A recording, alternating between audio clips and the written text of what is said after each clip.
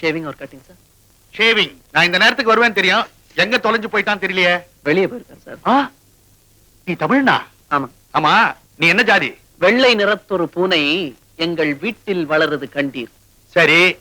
பிள்ளைகள் பெற்றத பூனை, அவை பேருக்கொரு நிறமாகும். சாம்பல் நிறம் ஒரு குட்டி, கருஞ்சாந்து நிறம் ஒரு குட்டி, பாம்பின் நிறம் ஒரு குட்டி, வெள்ளை பாலின் நிறம் ஒரு குட்டி.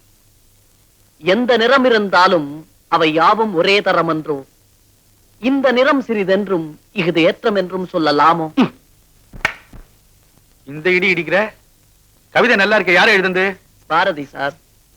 பாரதியார் பாடலாம் தெரிஞ்சு வச்சிருக்கியா? என்ன படிச்சிருக்க? பெருசா ஒண்ணும் இல்ல.